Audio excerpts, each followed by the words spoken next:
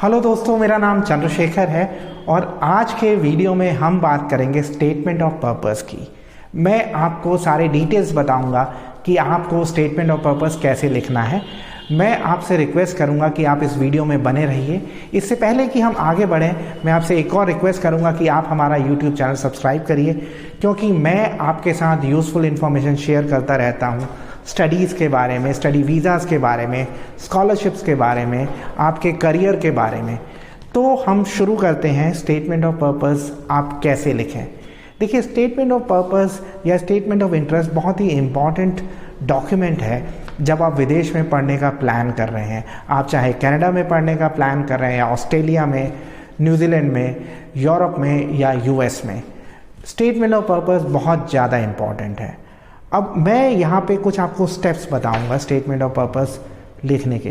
देखिए, सबसे पहला स्टेप है कि आप सोचिए कि आप एक पर्टिकुलर कोर्स, एक पर्टिकुलर यूनिवर्सिटी और एक पर्टिकुलर कंट्री से क्यों करना चाहते हैं। उसका आंसर दीजिए अपने स्टेटमेंट ऑफ पर्पस में।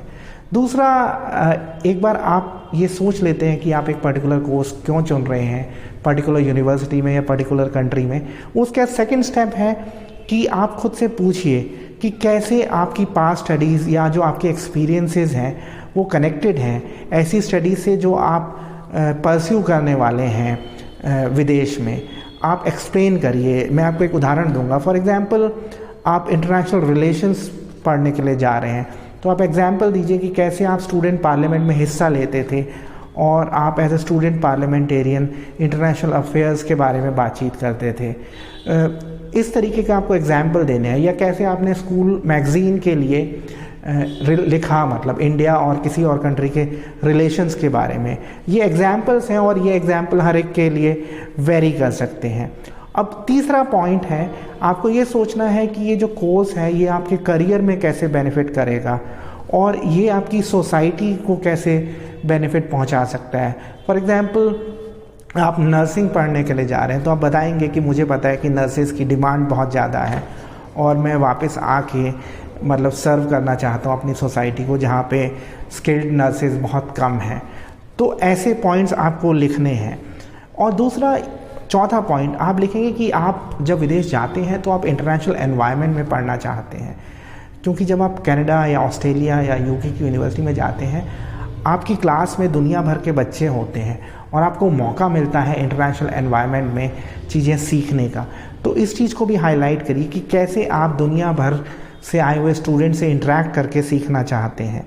और एक स्टोरी बताइए। देखिए, स्टोरी बहुत इंपॉर्टेंट है। आपका जो स्टेटमेंट ऑफ पर्पस है वो एक स्टोरी की तरह होना चाहिए। स्टोरी का मतलब ये नहीं है कि आपको कुछ झूठ लिखना है।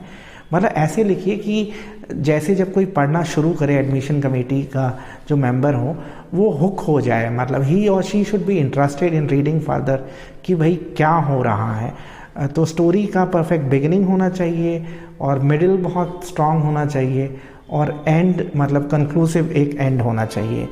और दूसरा है, मतलब छठा पॉइंट और इम्पॉर्टेंट पॉइंट है, ज़रूरी नहीं है कि आप एक बार में लिख दीजिए। जैसे मैंने स्टेटमेंट ऑफ पर्पस बहुत ज़्यादा लिखे हैं और मैंने स्टेटमेंट ऑफ पर्पस कई बार बहुत अच्छे लिखे, मुझे स्कॉलरशिप्स बहुत सारी मिली स्टेटमेंट ऑफ पर्पस लिख के। तो आपको एक बार में नहीं लिखना है। जैसे मैं क्या करता था, नोट्स बना लेता था, सोचता रहता था, जैसे पॉइंट्स लिख लिए। उसके बाद मैं यूनिवर्सिटी की वेबसाइट पे जाके रिसर्च करूँगा उस कोर्स के बारे में। फिर अगर मैं स्कॉलरशिप के लिए अप्लाई कर रहा हूँ तो मैं देखूँगा कि कीवर्ड्स क्या हैं, तो मैं उनको अपने स्टेटमेंट ऑफ पर्पस में यूज़ करने की कोशिश करूँगा। सातवां पॉइंट है कि वीडियोस देखिए उस यूनिवर्सिटी के, और ताकि आपको पता चले कि उस यूनिवर्सिटी की क्या वैल्यूज़ हैं और कैसे वो आपके गोल से मैच करती हैं। ये भी एक्सप्लेन करना बहुत ज़रूरी है। आठवां पॉइंट, अगर आप किसी को जानते हैं उस यूनिवर्सिटी से जो वहाँ का एलुमनाई हो, जो वहाँ से पढ़ चुका हो, उससे कांटेक्ट करिए। और अगर आप उससे इन्फ्लुएंस हैं इसलिए आप उस यूनिवर्सिटी में अप्लाई कर रहे हैं तो आप वो भी मेंशन करिए, क्योंकि एलुमनाई को मेंशन करना कई बार बहुत फ़ायदे की बात होती है। एक और चीज़ है कि अपने स्टेटमेंट ऑफ पर्पस को भेजने से पहले पढ़िए। मैं कहूँगा 5-6 बार पढ़िए। अगर कोई ग्रामेटिकल एरर्स हैं उसको सही करिए, स्पेलिंग मिस्टेक्स नहीं होने चाहिए। अगर आप किसी के साथ शेयर करना चाहते हैं, फॉर एग्जांपल अपने पेरेंट्स के साथ, उनको पढ़ाइए अगर आप इसमें कंफर्टेबल है। अगर आप सीधे भेजना चाहते हैं ये आपकी मर्जी है। तो स्पेलिंग चेक और ग्रामर का चेक ये बहुत ज़्यादा ज़रूरी है। अगर आप इन सब चीज़ों का ध्यान रखेंगे तो आपको दुनिया की टॉप यूनिवर्सिटीज़ में एडमिशन मिल सकता है और स्कॉलरशिप्स भी मिल सकती हैं।